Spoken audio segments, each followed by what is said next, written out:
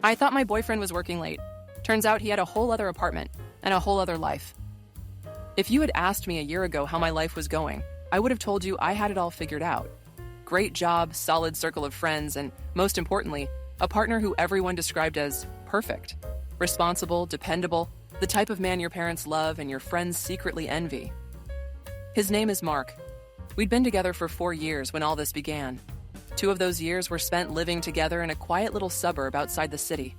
Rent was high, but we split it evenly. Or at least I thought we did.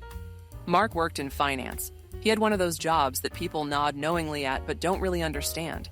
Client meetings, portfolio reviews, late-night calls with Europe. That was the vocabulary of his life. And I believed it. Why wouldn't I? The man wore crisp shirts, had an organized calendar, and seemed glued to his phone in a way that screamed important business. Our routine was solid. He'd head into the city around 8 a.m., armed with his laptop bag and travel mug of black coffee. I worked remotely most days, so I'd stay home, log in, and sometimes text him around lunch. Usually I'd get a quick reply. Busy? Talk later. Then he'd roll in around 7 or 8 p.m., sometimes later, muttering about client dinners or train delays. I'd plate up leftovers, he'd shower, and then we'd collapse on the couch. On weekends, we had our rituals. Saturday morning farmer's market, Sunday brunch with friends, Friday night takeout and Netflix. It was domestic, comfortable, predictable in the way people crave when they're building a life together. My friends adored him. He's a keeper, they'd say. My mom, who never really liked any of my exes, once whispered to me, "Don't let this one go." I laughed at the time. I thought I didn't need to hold on. He wasn't going anywhere. But looking back, I realized there were cracks, small things that at the time seemed normal. Now they glow like neon signs in my memory. It started with a suitcase. Mark had a rolling carry-on he'd keep in the hall closet. At first, I thought it was just for work travel. But one evening I went to grab a blanket from the closet and noticed it was packed. Fully packed. Clothes, toiletries, even shoes. I teased him later. "You planning to run away?" He smiled, kissed me on the forehead, and said, "Just makes mornings easier when I'm in a rush." I laughed, accepted it. Who was I to question his organized habits? Then came the gym bag. Every Tuesday and Thursday, he'd come home later than usual, sweaty, insisting he'd stopped by the gym near his office. Thing is, I never once saw a gym membership card, and Mark hated working out. He'd complain endlessly about leg day whenever I dragged him to my yoga studio's boot camp class. But now, suddenly, he was committed? Again, I shrugged. People change. The receipts were next. Random slips of paper in his pockets when I did laundry. A fancy coffee shop downtown we'd never visited together. A boutique grocery store miles from his office. Nothing dramatic, just odd. When I asked about them, he'd say, "Client meeting," or "Grabbed lunch nearby." Plausible. Always plausible. It wasn't just the receipts. Mark himself seemed different. Not colder exactly, but distracted. Like part of him was always somewhere else. I'd ask about his day, and he'd give vague answers. Busy, meetings stacked. I'd push for details sometimes, just normal curiosity, and he'd sigh like I was nagging. "Do you really want the breakdown of hedge fund reallocations?" He'd joke. I'd roll my eyes, drop it, and tell myself he was just tired. The intimacy shifted too. Some nights he was more affectionate than ever, almost overly so, as if trying to prove something. Other nights he'd crawl into bed exhausted, asleep before I could even kiss him goodnight. I chalked it up to work stress. Everyone has ups and downs. Still, there was this nagging voice inside me. Quiet at first, then louder. Something's off. The breaking point of part 1 came one Friday evening. He texted me, "Late night, don't wait up." That wasn't unusual, but this time, around 11:30 p.m., I saw something on my phone that made my stomach twist. It was a Venmo notification, not mine, but one that popped up because we occasionally split bills through the app. Mark had transferred money to someone named L. Taylor. The note, "Utilities." Utilities? We lived together. We paid utilities together. So why was he paying utilities somewhere else? To someone else? I stared at it for an hour, refreshing, hoping it was a glitch. Finally, I told myself it was probably work-related. Maybe he split an office expense with a coworker. Maybe utilities was a code word. Finance people are weird. But deep down, the voice whispered again, "Something's off." And for the first time in 4 years, I didn't silence it. The Venmo utilities payment to L. Taylor should have been my flashing neon warning sign, but instead I tucked it into a mental folder labeled "Ask Later when it feels less accusatory." That folder was already crammed with unanswered questions, half-truths, and explanations that sounded reasonable at the time. The next few weeks, though, that folder started to overflow.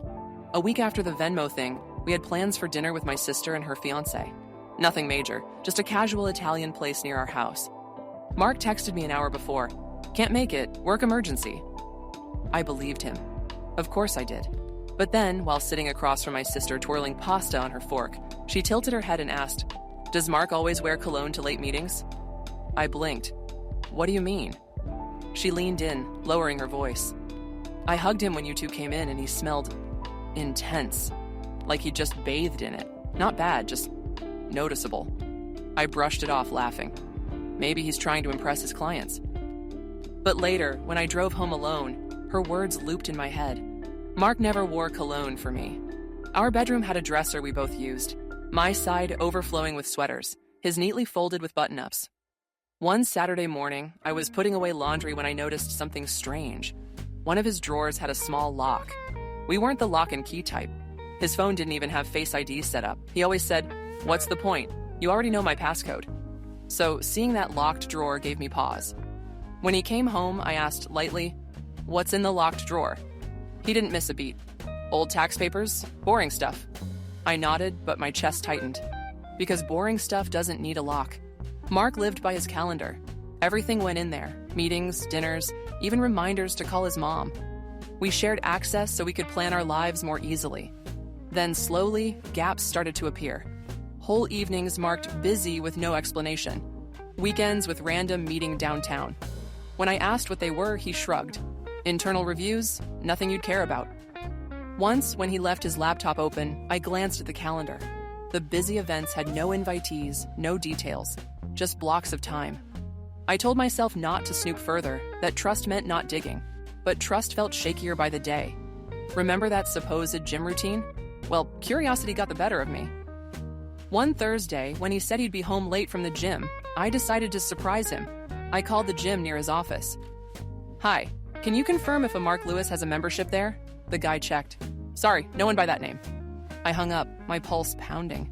My first instinct was denial. Maybe he used another location. Maybe he signed up under a nickname. Maybe, always maybe.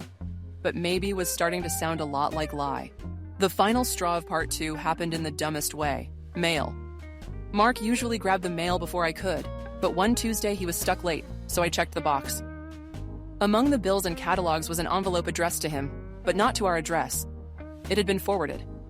The original address? A downtown apartment building. My heart dropped. When he came home, I slid the envelope across the table, trying to keep my voice steady. This was in the mail. He barely glanced at it. "Oh, that's from my old place before we moved in together. Guess some stuff still slips through." It was plausible. Again, always plausible. But that building downtown?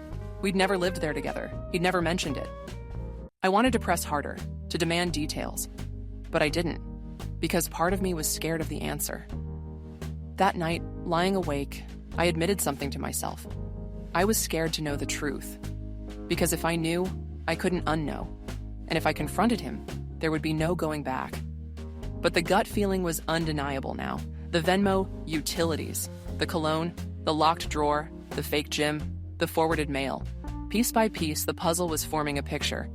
I just wasn't ready to see it yet, but soon I wouldn't have a choice, because the secret apartment wasn't going to stay secret much longer. I used to think people exaggerate when they say, "I felt the floor drop beneath me." But the night I pieced it together, that's exactly how it felt. Like I'd been standing on a rug for years, and suddenly someone yanked it out from under me. It was a Tuesday afternoon when it happened. Mark had left early, claiming he had a quarterly review downtown. I was working from home when the doorbell rang. FedEx, a slim envelope requiring signature, addressed to Mark. I signed for it, tossed it on the kitchen counter, and went back to my desk. But something about the envelope nagged at me. Maybe it was the return address, a utility company I didn't recognize. I tried to ignore it. I told myself it wasn't my mail, it wasn't my business.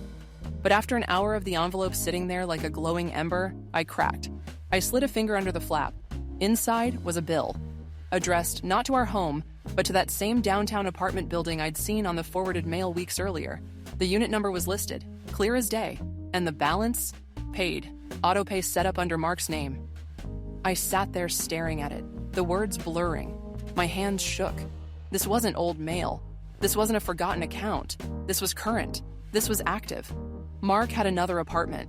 Everything inside me screamed denial. There had to be another explanation. Maybe it was a business property. Maybe he was helping out a relative. Maybe. But no, I knew. Deep down, I knew. For the rest of the day, I couldn't focus. My Zoom meetings blurred together. My stomach twisted into knots. By the time Mark came home, smiling and loosening his tie like nothing was wrong, I thought I might be sick. He noticed I was quiet.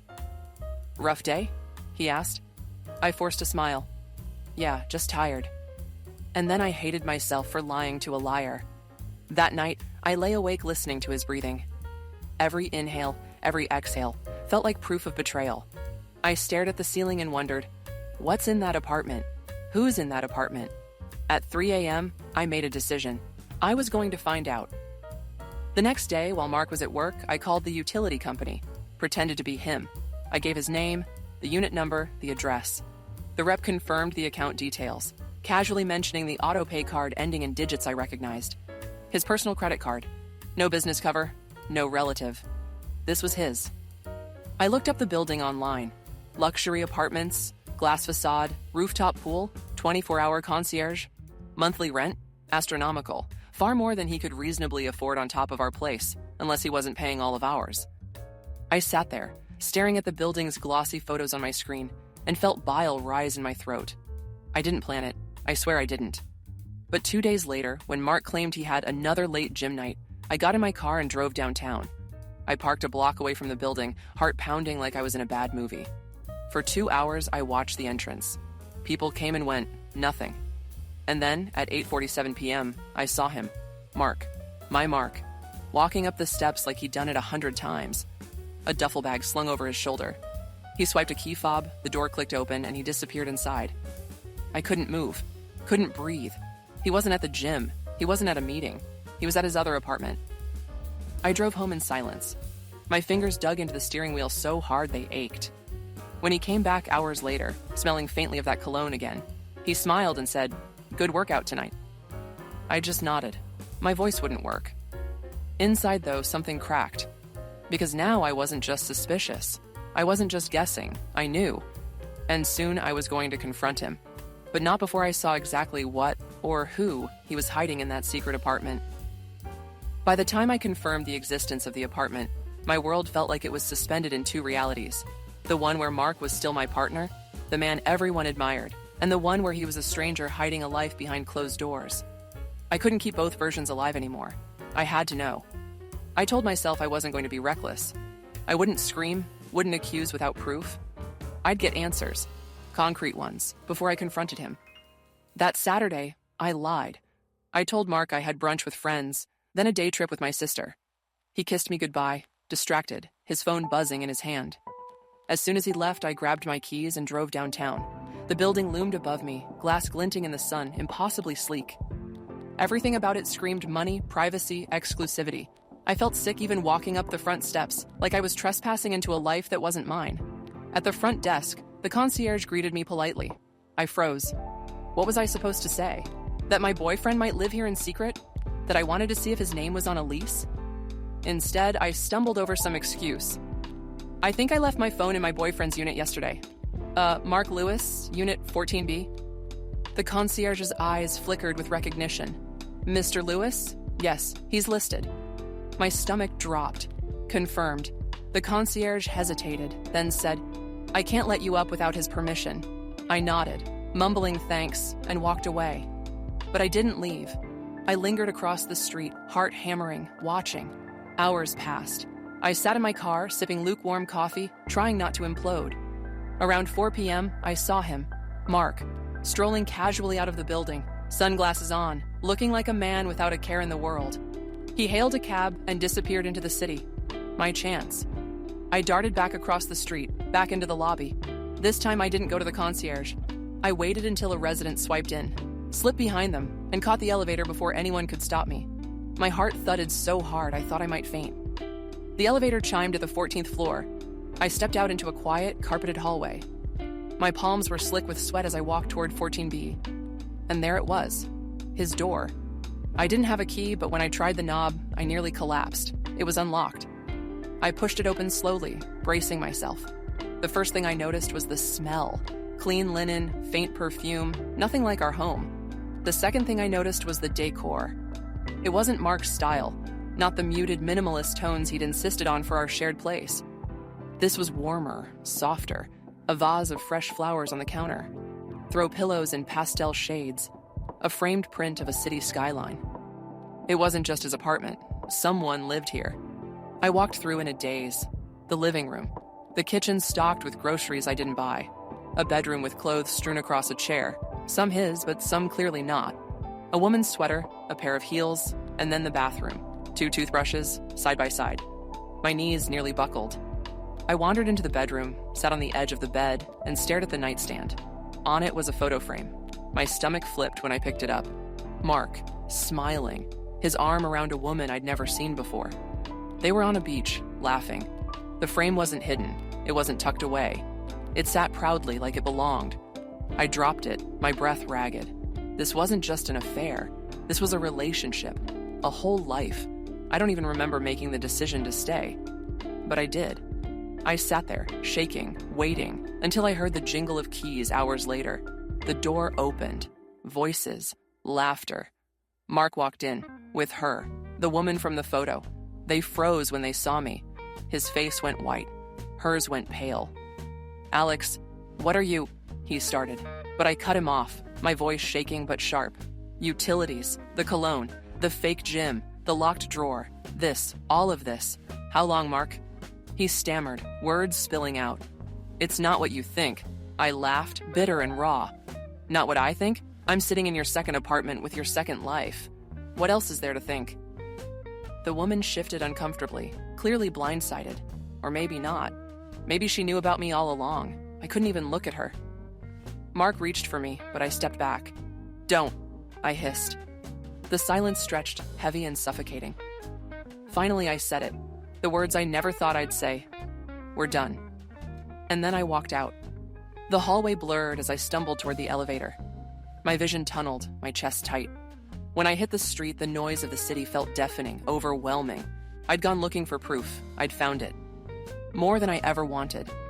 Mark wasn't just cheating. He wasn't just lying. He was living an entirely separate life, with an entirely separate home. And in that moment, everything I thought I knew about my relationship disintegrated into ash. If the discovery itself was a bomb going off, the days that followed were the shrapnel, sharp, cutting, relentless. There's no clean break when someone detonates your trust. There are ripples, collateral damage, echoes that keep you up at night. The night I left the secret apartment, I didn't go home. I couldn't. Our shared house, the place I had once called safe, now felt like a crime scene. His fingerprints were everywhere, not just literal, but emotional. The throw blankets he picked out, the wine glasses he insisted we buy, the framed photos of us smiling. I couldn't step foot in it. So I drove aimlessly until my hands shook too badly to hold the wheel. Finally, I pulled into my sister's driveway at 1 a.m. and knocked until she opened, groggy but alarmed. One look at my face and she didn't ask questions. She just wrapped me in a hug and said, "What did he do?" I broke then. Ugly sobs, the kind that rack your whole body. I told her everything, the bills, the stakeout, the apartment, the other woman. She listened, silent but furious, her hand gripping mine so tightly it hurt. When I finished, she said quietly, "You're staying here. He doesn't get another second of your peace." Of course, Mark didn't go quietly. The next morning, my phone buzzed with messages. "Please, Alex, let me explain. It's not what you think. She means nothing compared to you. We can work through this." Every buzz felt like acid in my veins. I ignored them, but he escalated. Emails, calls to my sister's landline, even showing up at her house once. She threatened to call the cops if he didn't leave. The audacity of it burned me. He had a whole apartment, a whole relationship, and yet he still had the nerve to beg me back as if I'd imagined it. It didn't take long for the gossip to spread. Mutual friends reached out, confused. Mark had already started spinning his narrative, that I was overreacting, that the apartment was just a work crash pad, that the woman was a colleague staying temporarily. Some people believed him, or wanted to. He was charming after all, a master of plausible lies. But others saw through it. My best friend from college texted, "I don't care what he says. I saw that woman with him months ago at a cafe. I didn't want to tell you then, but I'm so sorry." That text gutted me. Proof that people had seen, that it had been happening in plain sight, and I'd been blind. Telling my parents was another war. My mom cried, furious on my behalf. "That snake! How dare he do this to you after all you've given him?" My dad, practical as ever, just shook his head. "Better now than after a marriage and kids. Consider this a bullet dodged." His words were meant as comfort, but they felt like salt, because it didn't feel like I'd dodged a bullet. It felt like I'd taken one straight to the chest. The hardest part was going back to our house to pack. I waited until I knew he'd be at work, then drove over with my sister. Walking through the door felt surreal, like stepping into a stage set for a life that no longer belonged to me. I moved mechanically, pulling clothes from drawers, yanking toiletries from the bathroom, stuffing personal items into boxes. Every object seemed to whisper lies. The sweater he once bought me just because. The mug we picked out on a trip. The photo albums of vacations where he was already living a double life. I left his things untouched. His side of the closet, his favorite whiskey, his laptop on the desk. I wanted nothing of his. As we loaded the last box into my sister's car, I stood in the doorway one final time. The place we'd called home. The place I thought we were building a future. It looked the same, but it wasn't mine anymore. Grief came first, but rage followed. I thought about the countless nights I'd cooked dinner alone, believing his late meetings. The times I'd comforted him after stressful workdays, not realizing he was probably juggling lies. The money I'd put toward our shared life while he secretly funneled funds into another apartment. I punched a pillow until my knuckles ached. I screamed in my car until my throat went raw. Rage poured out of me, hot and consuming. And beneath it all was humiliation. Because everyone would know. My family, my friends, even strangers at that glossy downtown building. They'd all see me as the fool who didn't notice her boyfriend was living a double life. The weeks after were some of the darkest of my life. Sleep abandoned me. Food tasted like cardboard. Work became impossible. I stared at my computer screen for hours, producing nothing. I started avoiding people. I didn't want to answer their pitying questions, didn't want to hear their reassurances. "You'll find someone better. You're stronger than this." None of it mattered. All I wanted was to turn back time, to unknow, to unsee. As if it weren't enough, I learned more about her. Through mutual acquaintances, I found out her name, Lauren. She worked in marketing, lived in the city, and had apparently been with Mark for nearly 2 years. 2 years. That meant our entire relationship overlapped with theirs. The betrayal deepened. He hadn't just cheated once or twice. He'd been running 2 lives in parallel, like a man with 2 families in a bad TV drama. Did she know about me?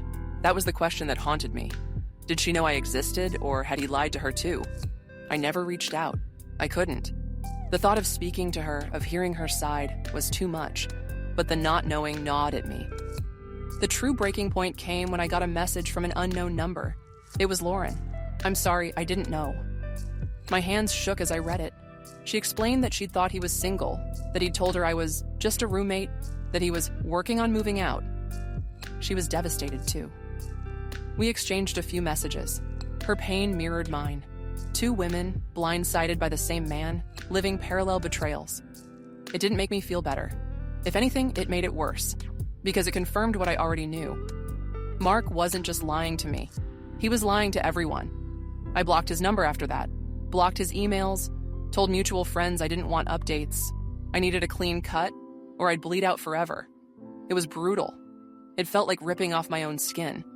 But it was necessary, because if I kept even one string tied to him, he'd pull it. He always did. When people ask about betrayal, they always picture the confrontation, the shouting, the slammed doors, the broken plates. What they don't picture is what happens after. The quiet, the silence, the dull ache of days where the world doesn't stop, even though yours has. That's the true battlefield, the aftermath. It took me 2 weeks to make the call. My sister nagged, my best friend insisted, but it wasn't until I caught myself staring at the ceiling at 3 a.m. for the 7th night in a row, heart racing with imaginary arguments I'd never win, that I realized I couldn't do this alone. The first therapy session felt like peeling skin off. I sat in a quiet office, tissues already on the table, and blurted everything. The lies, the apartment, the other woman, the humiliation. I talked until my throat hurt. The therapist nodded calmly. "You've experienced trauma," she said. That word startled me. Trauma. I thought trauma was for car crashes, war zones, physical violence, not for heartbreak. But she was right.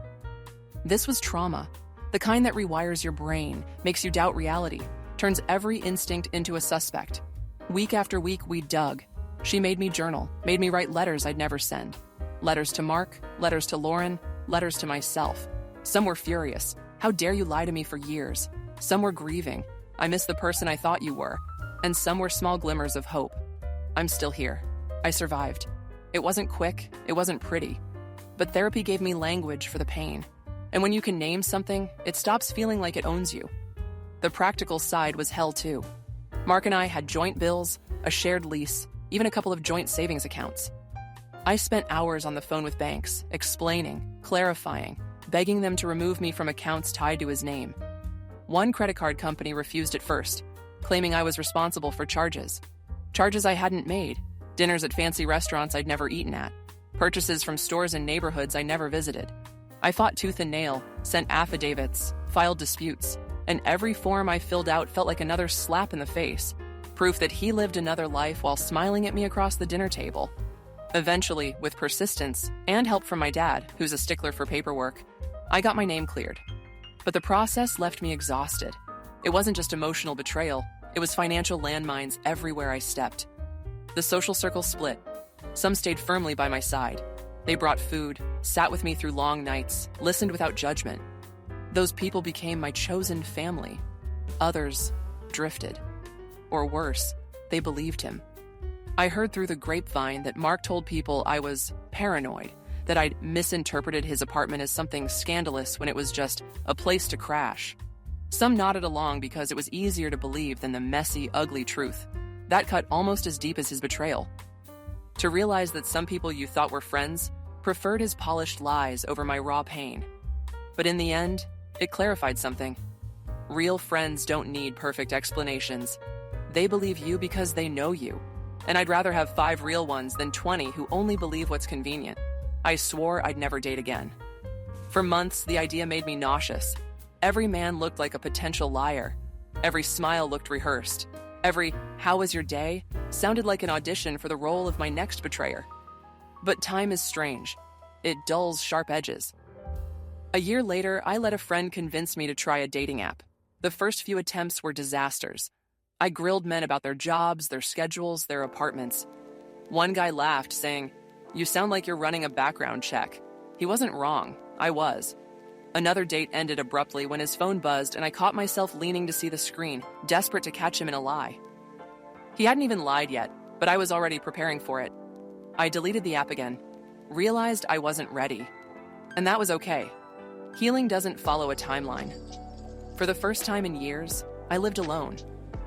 I found a small 1-bedroom apartment in a quiet neighborhood. Nothing fancy. Cracked tile in the bathroom, squeaky cabinets, no doorman. But it was mine. I bought secondhand furniture, decorated with plants, put up art that made me smile. Every item in that apartment had my fingerprint on it. No secret drawers, no hidden bills, no other lives bleeding in. At night, the silence was heavy at first. I missed having someone breathing next to me, even if that someone had betrayed me. But eventually, I grew to love it. The quiet wasn't loneliness anymore, it was peace. The truth is, Mark's secret apartment didn't just betray me. It taught me. It taught me that red flags ignored don't go away. They multiply. That plausible excuses are often just dressed up lies. That trust isn't about believing everything someone says. It's about feeling safe enough not to question. And most of all, it taught me that I can survive without someone else. That I don't need another person's stability to feel stable. That my life, messy as it is mine. Do I still have scars? Of course. I still flinch when someone hides their phone screen. I still tense when a partner says, "I'm working late." Trust is a muscle I'm slowly rebuilding, but it's fragile. But scars don't mean broken. They mean healed. Sometimes I imagine running into him on the street. I picture him trying to charm me, explain, justify. I wonder what I'd say. I think I'd just smile sadly and walk away. Because the truth is, Mark never really existed. Not the Mark I thought I knew. He was a performance, a carefully curated mask. And me? I loved a ghost. But ghosts can't hurt you once you stop chasing them.